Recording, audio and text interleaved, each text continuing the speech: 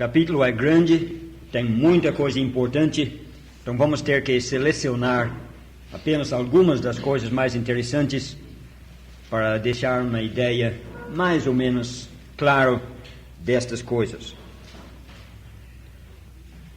Já temos lido os primeiros 2 versículos, mas vamos recomeçar no segundo. Abriu o poço do abismo e subiu fumo do poço como o fumo de uma grande fornalha, e com o fumo do poço escureceu-se o sol e o ar. E do fumo vieram gafanhotos sobre a terra, e foi-lhes dado poder, como o poder que têm os escorpiões da terra. E foi-lhes dito que não fizessem dano à erva da terra, nem a verdura alguma, nem a árvore alguma, mas somente aos homens que não têm nas suas testas o sinal de Deus. Acho que vamos dar uma paradinha aqui e pensar nesta primeira parte. Já temos notado que esta pessoa, um falso profeta, um líder religioso depravado e desviado, ele aparece agora na 5ª trombeta e recebe autoridade, uma chave do poço do abismo. Agora, este abismo não é o inferno, onde vão os incrédulos que morrem sem Cristo. O abismo é um lugar onde vão demônios. Você lembra quando o Senhor Jesus Cristo encontrou com aquele gadareno, que tinha uma legião de demônios? E aqueles demônios até pediram para o Senhor que não os mandasse para o abismo. É a mesma palavra, é o mesmo lugar. Eles bem sabiam que poderiam ser mandados para o abismo, mas não queriam. É o mesmo lugar onde Satanás vai ficar preso. Lembra de Apocalipse 20? Ele vai ficar preso no abismo durante 1000 anos. E agora esta pessoa, este falso profeta, ele recebe a chave, não do abismo, mas do poço do abismo. Do poço que dá entrada naquele abismo. E ele não perde tempo. Uma vez que ele recebe esta autoridade, ele abre o poço do abismo e sai esta fumaça, como fumaça de uma grande fornalha, e escureceu-se o sol e o ar. A influência que sai deste poço do abismo é uma influência tal que escurece o sol, governos, e o ar, o ambiente moral e social. Imagine como será quando o anjo tocar esta trombeta e quando esta pessoa perversa abrir.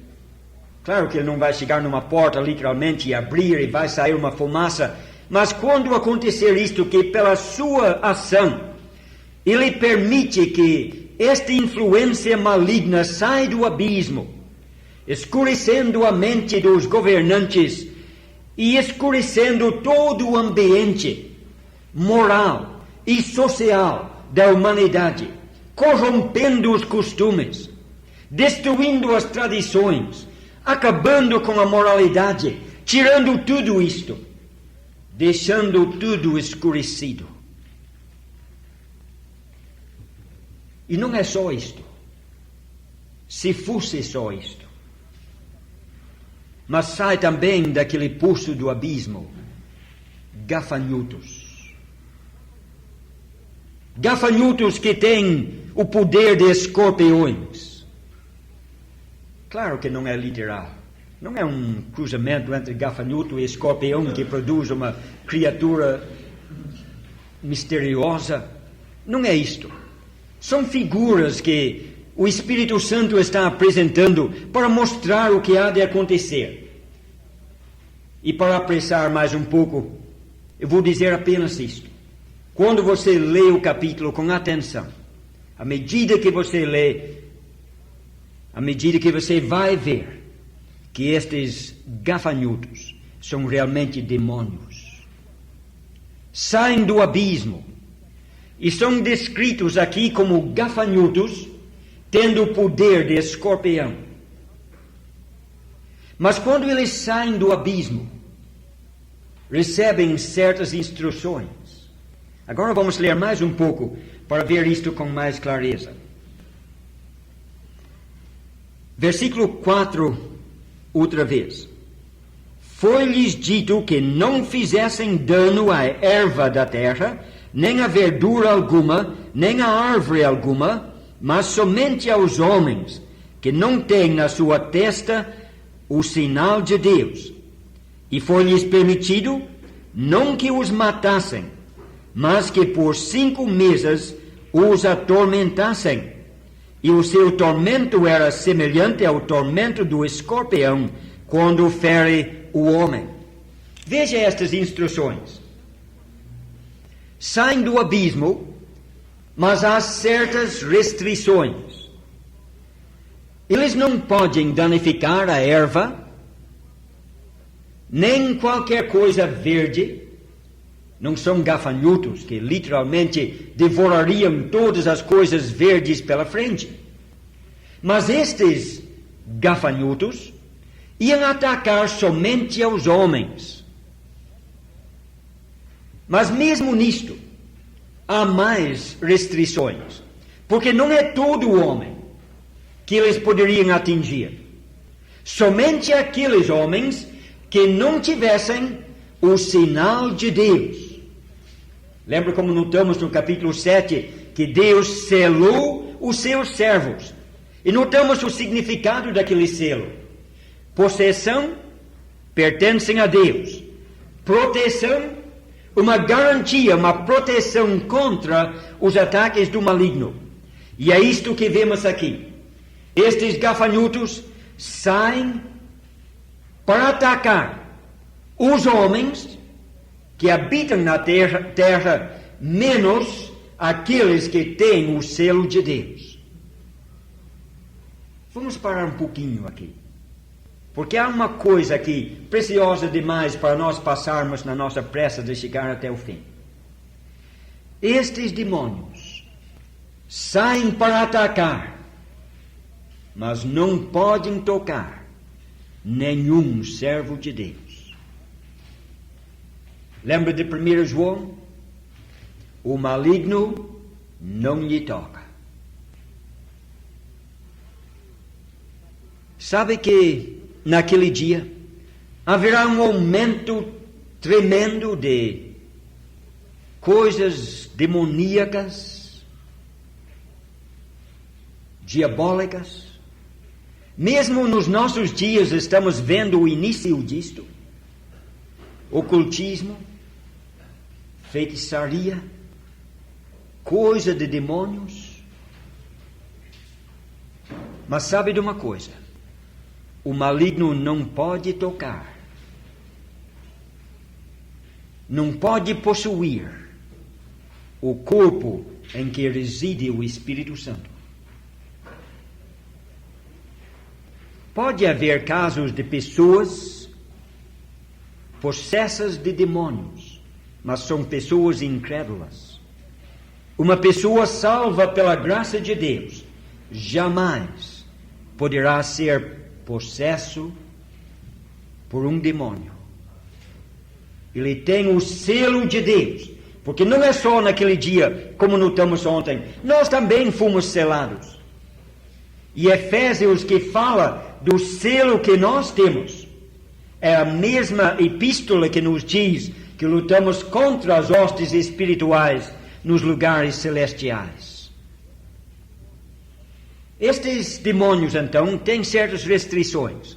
Atacam os homens, mas somente os homens incrédulos. E tem mais restrições. Mesmo atacando homens incrédulos, não podem matá-los. Só pode atormentá-los. E durante 5 meses, mais uma restrição. Não é para sempre, é somente por 5 meses. se você entender isto simbolicamente, representa um prazo determinado.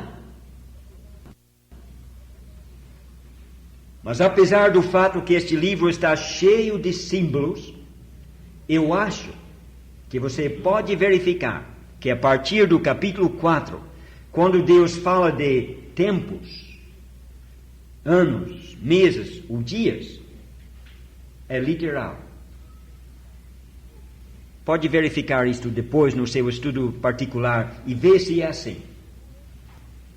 As figuras são entendidos simbolicamente. Os períodos são medidos literalmente em meses, em anos, é tempo, literal.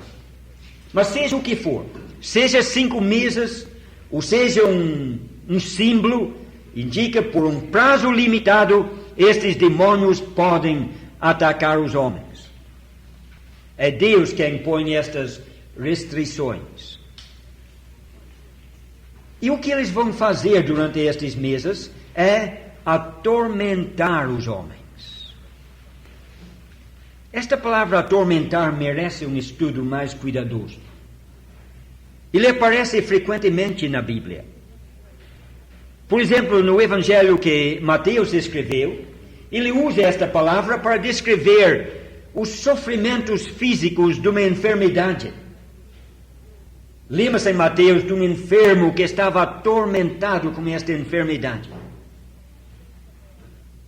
Ele usa esta palavra para descrever também a condição de um barco que estava no mar. Diz Mateus que o barco foi açoitado pelos ventos e as ondas. Açoitado é a tradução da mesma palavra que atormentar. E se você pode imaginar aquele barco jogado de um lado para o outro com aqueles ventos e aquelas ondas fortes, naquela agitação, o barquinho à mercê das ondas e ventos. A mesma palavra é usada para descrever o que os discípulos sentiram quando eles estavam numa outra tempestade, remando contra o vento e contra as ondas, pelejando para chegar no outro lado, conforme o Senhor mandou, e estavam afadigados, cansados e afadigados. É a mesma palavra, atormentado. É a mesma palavra que Pedro usou quando ele falou de Ló, que atormentava a sua alma com as coisas imundas que ele viu diariamente em Sodoma. E a palavra é usada de outras maneiras também, mas sem prolongar, podemos ajuntar somente estas. E vemos que esta palavra indica sofrimentos físicos, sofrimentos mentais, um estado de agitação que leva à fadiga e cansaço, onde não há paz, onde não há descanso, onde não há tranquilidade, uma agitação permanente com dores físicas e mentais. E estes demônios vão atormentar os homens durante 5 meses, com dores físicas, mentais, com uma agitação constante, sem descanso, cansaço, fadiga, mas sem poder descansar. Você já viu uma pessoa nestas condições? Eu tive a triste experiência de ver pessoas assim várias vezes. E é a coisa mais triste. E sabe o que vai acontecer? Estes homens vão procurar a morte, de tão desesperados que ficam, tão aflitos, tão atormentados, que vão procurar a morte. mas este escape lhes será negado. Os demônios vão atormentar, e os homens não terão nem paz para morrer. Veja a descrição destes demônios, porque podemos aprender alguma coisa aqui também. Versículo 7. E o parecer dos gafanhotos era semelhante ao de cavalos aparelhados para a guerra, e sobre as suas cabeças havia umas como coroas, semelhante ao ouro, e os seus rostos eram como rostos de homens. A descrição continua nos versículos que seguem, mas vamos parar aqui e notar 3 coisas. A aparência desses gafanhotos, destes demônios, eram como cavalos aparelhados para a guerra. Se você pensar num símbolo assim, um cavalo aparelhado para a guerra, você vê o quadro de ferocidade, beligerância, algo feroz, disposto a atacar e brigar. E vemos em primeiro plano a ferocidade destes demônios. Nas suas cabeças algo que parecia coroas. E lembra que mencionamos as 2 palavras gregas que significam coroa? Aqui é a coroa do vencedor, não a coroa do rei, porque não eram reis. Mas mesmo na sua aparência poderia ver a sua ferocidade e poderia ver também o seu triunfo. Ferozes e arrogantes, vencendo e sabendo que estavam vencendo e atormentando com arrogância aqueles coitados que estavam no seu poder. E tinham rostos como o rosto de homem.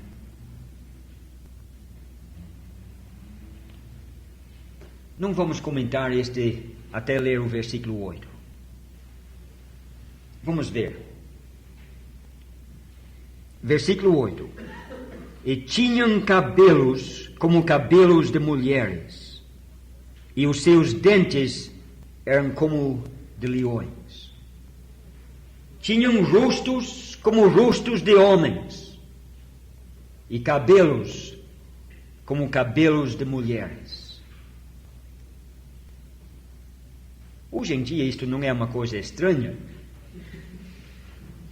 Qualquer dia da semana você poderá ver uma coisa assim, porque Deus decretou na sua palavra que o homem deve ter o cabelo curto e a irmã deve ter o cabelo crescido.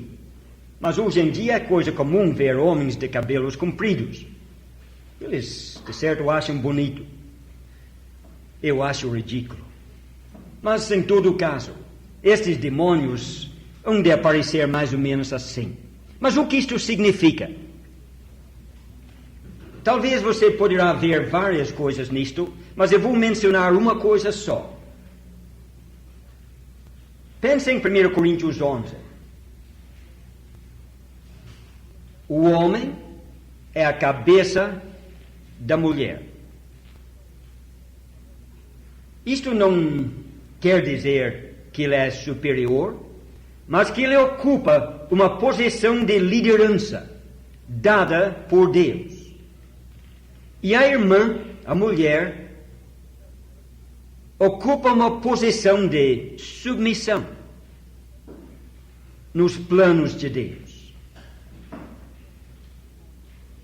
O que vemos nestes demônios é que eles têm a aparência, o rosto de homem, mas têm o cabelo da mulher.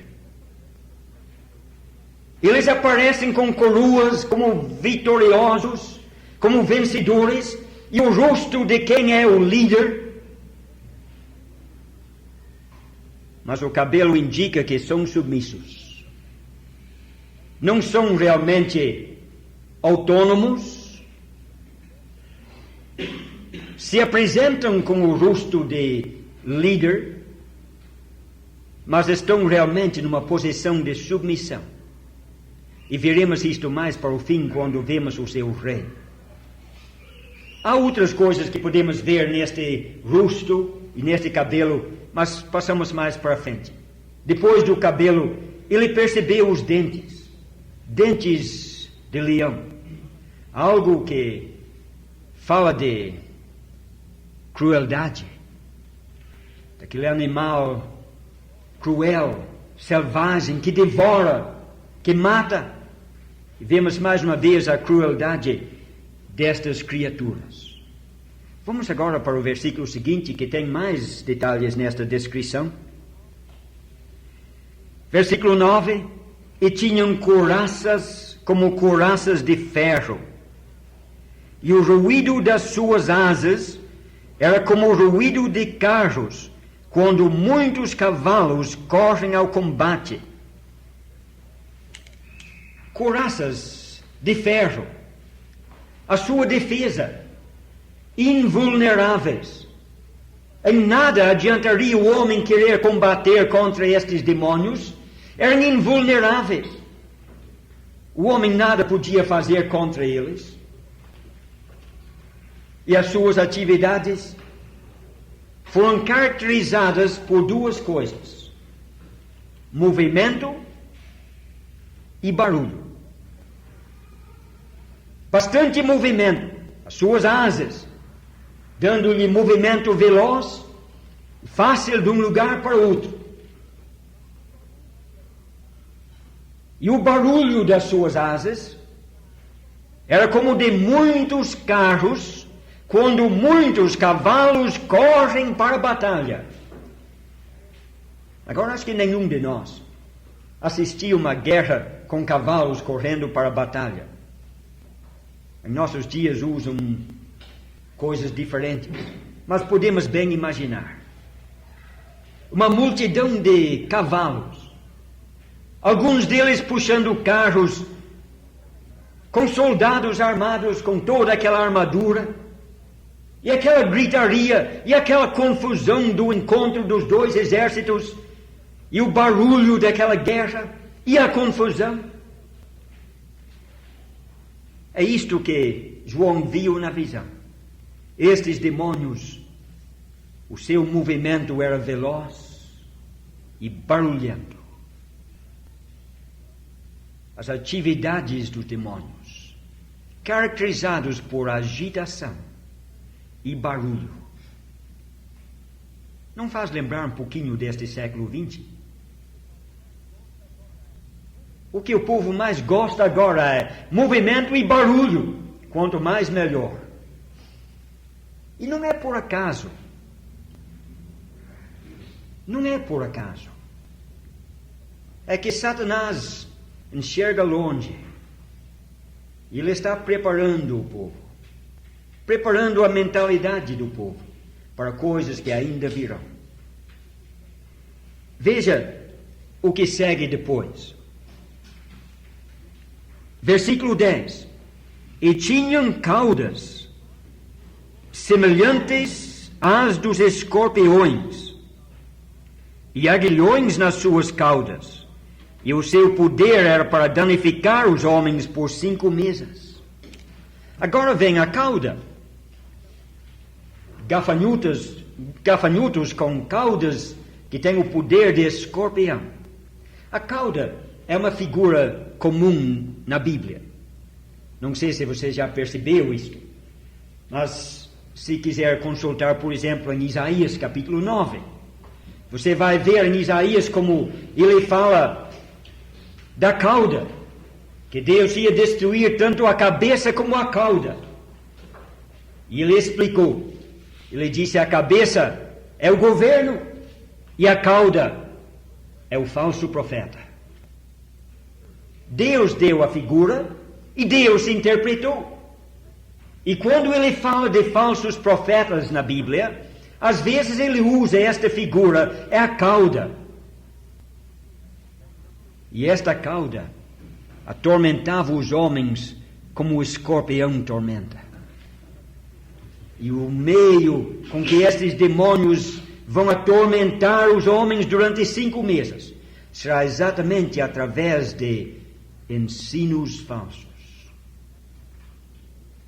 Já falamos que Satanás vê as coisas de longe e começa bem antes preparando o terreno. Sabe que mesmo antes do arrebatamento, mesmo no dia de hoje, podemos ver o início de tudo isto? Lembra na carta que Paulo escreveu a Timóteo? Em capítulo 4, Paulo disse a Timóteo, nos últimos tempos, alguns apostatarão da fé. É o que temos aqui no início, um homem que apostatou da fé, um falso profeta. Então diz Paulo a Timóteo, alguns vão apostatar da fé, dando ouvidos a espíritos enganadores e a doutrinas de demônios. Meus irmãos, nós precisamos abrir os olhos, porque no dia de hoje há doutrinas de demônios, há espíritos enganadores que podem desviar muitos da fé. Não é sem razão que o Espírito Santo disse em 1 João, não acrediteis todo o Espírito, provai os Espíritos. Por quê? Paulo disse aos Coríntios, cuidado, que como Satanás enganou Eva, falando da palavra de Deus, assim ele pode seduzir vocês. E Paulo disse aos Coríntios que ele fala do Evangelho, mas é outro Evangelho. Ele fala de Jesus, mas não é o nosso Senhor. Eles operam por um Espírito, mas não é o Espírito Santo. É uma imitação diabólica das verdades da Bíblia e da obra de Deus. Paulo falou a mesma coisa aos Tessalonicenses, avisou os Efésios, e ele disse a Timóteo, da mesma maneira como Janes e Jambres resistiram a Moisés, assim nos últimos dias eles vão resistir à verdade. E Janes e Jambres resistiram, sabe como? Imitando. Quando Moisés lançou a vara e virou cobra, eles lançaram as suas varas e viraram cobras. E por imitar resistiram. E é isto que vemos hoje. A cidade de São Paulo está cheia de pessoas que se dizem evangelistas,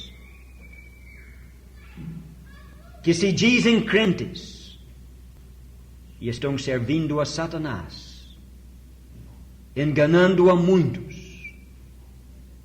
com um evangelho falso, oferecendo a salvação baseado em mérito próprio. A maioria dos chamados crentes de hoje baseiam a sua pregação em obras próprias. Para você ser salvo, você que tem que ser batizado, você que tem que entrar na igreja, você tem que perseverar até o fim e assim por diante. E não estão pregando o evangelho do arrependimento e fé em Cristo Jesus. Mas voltemos. Veja como termina esta primeira parte. Tinham sobre si um rei, o anjo do abismo. Em hebreu era o seu nome Abaddon, e em grego Apolião. Passado é já um ai. Eis que depois disso vem ainda 2 ais. Estes gafanhotos tinham sobre si um rei. É por isso que falamos que eram submissos. Tem um rei sobre eles. Mas é impressionante isto. Você lembra de Provérbios capítulo 30? Deve ser o versículo 27, que fala de gafanhotos. E diz que os gafanhotos não têm rei.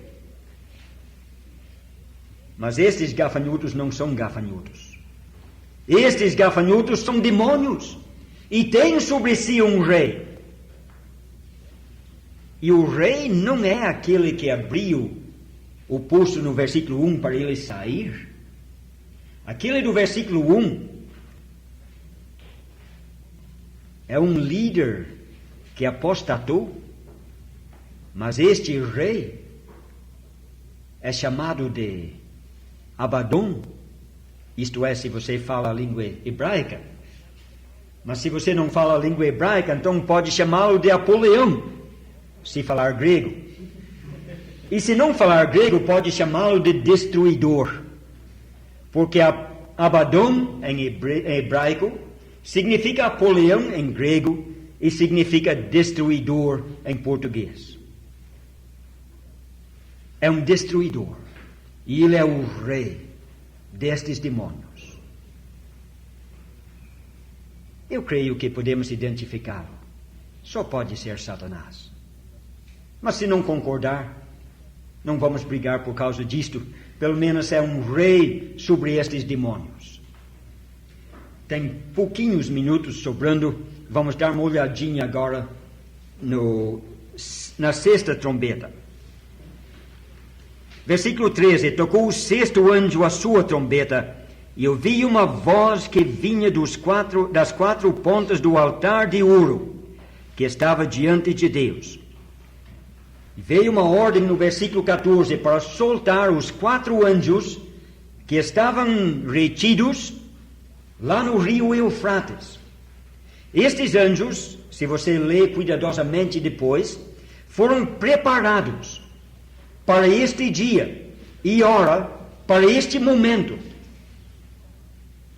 Aí você vê mais uma vez, como vínhamos destacando desde o começo, que quem está em controle de tudo isto é Deus. Deus está no trono e nunca renunciou. E ele tinha estes anjos preparados para este fim específico e estavam presos lá no rio Eufrates. Veja o que acontece quando ele manda soltar. Versículo 15. Foram soltos os 4 anjos que estavam preparados para a hora, e dia, e mês, e ano, a fim de matarem a terça parte dos homens. E o número dos exércitos dos cavaleiros era de 200 milhões, e eu vi o número deles. Depois ele vai descrevendo estes cavalos, símbolo terrível. Mas veja uma coisa só. No primeiro ano, a quinta trombeta, aqueles demônios saíram com permissão para atormentar os homens durante 5 meses, mas não podiam matá-los. Agora passou aqueles 5 meses. Cessou aquele tormento. E começa o segundo ano. E estes 4 anjos são soltos. E põem em ação um exército de 200 milhões. E matam a terça parte dos homens. Agora parem um pouquinho. Lembra? Acho que foi antes de ontem. Notamos em um daqueles juízos que Deus mandou sobre a terra, que vai mandar, que morreu uma 4ª parte da terra. Lembra como pensamos naquela ocasião da cidade de São Paulo, suponhando que tem 12 milhões de habitantes nesta cidade, morrendo a 4ª parte, morre 3 milhões de uma vez. Mas aquilo já passou. Aquilo já passou. E agora nesta trombeta, o segundo ai, vai morrer mais uma terça parte. Mais 3 milhões. Se é que desde aquele selo até aqui não morreu mais ninguém, mas com tudo o que aconteceu, a população deve ter sido muito reduzida. Mas agora mais uma terça parte. São coisas terríveis que a nossa mente não consegue imaginar isto. Lemos isto, mas são apenas palavras frias num livro que não afetam o nosso espírito. E seria bom se pudéssemos deixar isto penetrar. Porque este livro é um livro vivo. Não é só para esclarecer o intelecto, é para mexer no nosso espírito, na nossa consciência, para sensibilizar-nos quanto a estas coisas terríveis, para que sintamos algo da compaixão de Cristo. Mesmo que estas coisas não chegaram, prevendo-as, que possamos sentir a compaixão que Cristo sentiu, porque quando Ele andou aqui na terra, Ele sabia o que viria anos depois para Jerusalém. E Ele chorou. E Ele lamentou, dizendo: Jerusalém, se tu soubesse, pelo menos neste teu dia, as coisas que pertencem à tua paz, se tu soubesse. Ele chorou. Meus irmãos, será que é isto que falta nas nossas pregações hoje? Eu acredito que nas pregações que se ouvem nas casas de oração aqui em São Paulo cada domingo, que dificilmente você vai achar uma doutrina errada, cada palavra certa. Mas eu pergunto, dá para sentir a compaixão de Cristo em cada pregação? Às vezes cai uma lágrima do pregador.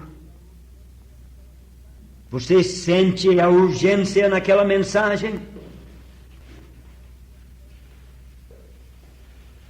Se não, não podemos esperar a bênção do Senhor. O Evangelho não é uma teoria. Não é um discurso teológico. É uma mensagem de urgência, de amor, querendo livrar almas preciosas de dias terríveis que hão de vir, querendo trazê-los a Cristo para que possam desfrutar das alegrias e glórias do céu. O tempo foi, mas vamos deixar o capítulo 9 e permita-me virar a folha e simplesmente ler sobre a última trombeta no capítulo 11. Versículo 15. Tocou o sétimo anjo a sua trombeta, e houve no céu grandes vozes que diziam: os reinos do mundo vieram a ser do nosso Senhor e do seu Cristo, e Ele reinará para todo sempre. É melhor terminar com um versículo destes.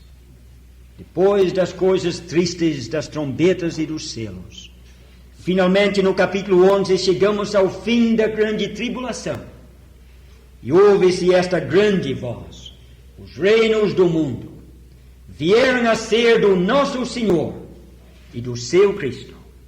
E, meus irmãos, estude este livro. E com a luz que este livro vai dar, contemple o futuro. Veja para onde caminha este pobre mundo. Procure sentir as tristezas, as angústias, as aflições indescritíveis que aguardam os nossos semelhantes, os nossos amigos. E olhe além disto e veja a glória do triunfo do nosso Senhor. Vamos compartilhar daquela vitória, mas vamos deixar os nossos semelhantes cair na grande tribulação? Podemos ficar indiferentes? A tarefa é grande. O tempo é pouco. E nenhum anjo vai vir para São Paulo para pregar o Evangelho. Se nós não pregamos, os paulistanos terão de sofrer. Mas nós levaremos a culpa.